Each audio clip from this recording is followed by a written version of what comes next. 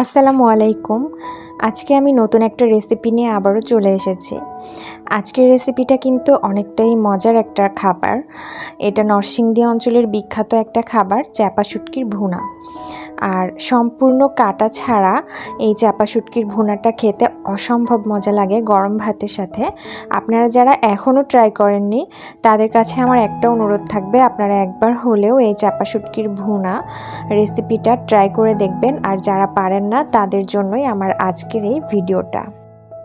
তো আমি এখানে চেপা শুটকি নিয়েছি, বেশি বড় না, মাঝারি সাইজের 10টা চেপা শুটকি আমি খুব ভালো করে ধুয়ে নিয়েছি।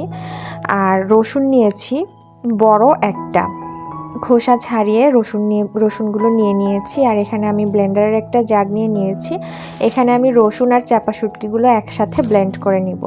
আপনাদের যাদের কাছে ব্লেন্ডার নেই তারা পাটায় বেটে নিতে পারেন।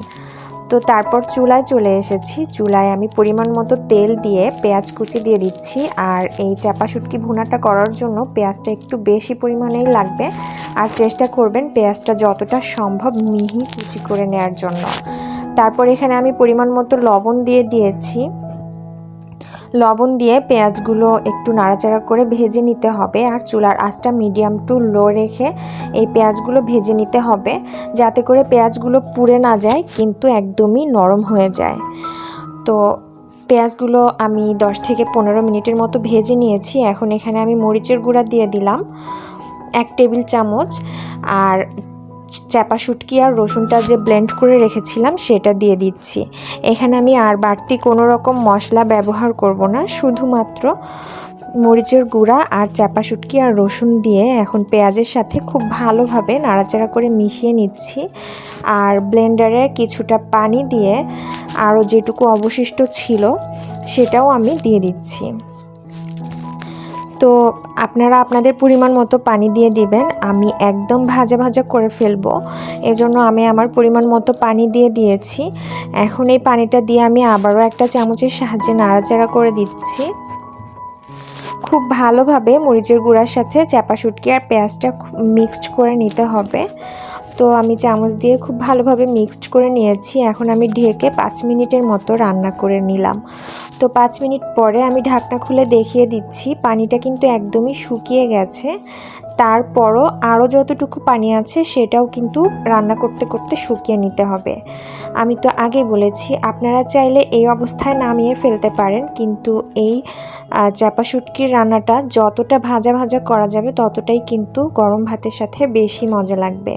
তো আমি আরও 5 থেকে 7 মিনিট এভাবে মিডিয়াম টু লো হিটে নাড়াচাড়া করতে থাকবো।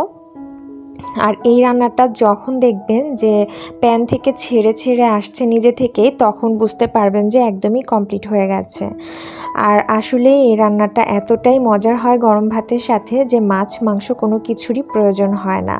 আপনারা যারা এখনও ট্রাই করেননি তারা অবশ্যই একবার হলেও ট্রাই করবেন। আর যারা অলরেডি ট্রাই করেছেন তারা তো জানেনই এই ভর্তাটা কিংবা এই ভুনাটা কতটা মজার হয়, তাদেরকে আর কি বলবো। কিন্তু যারা এখনও ট্রাই করেননি আমি তাদেরকে বলে বোঝাতে পারবো না, এটা আসলে অনেক অনেক বেশি মজা হয়। এই তো আমার রান্নাটা একদমই কমপ্লিট হয়ে গেছে। আমি এখন একটা বাটিতে তুলে নিচ্ছি। আর আপনারা অবশ্যই জানিয়ে দিবেন আমার আজকের রেসিপিটা কেমন লাগলো। ভালো লাগলে অবশ্যই লাইক, কমেন্ট এবং বেশি বেশি করে শেয়ার করে দিবেন। আমার চ্যানেলটা সাবস্ক্রাইব করে আমার পাশে থাকবেন। আপনারা চাইলে আমাকে ফেসবুকেও ফলো করতে পারেন। ফেসবুক পেজের লিঙ্কটা আমি ডেসক্রিপশন বক্সে দিয়ে দিয়েছি।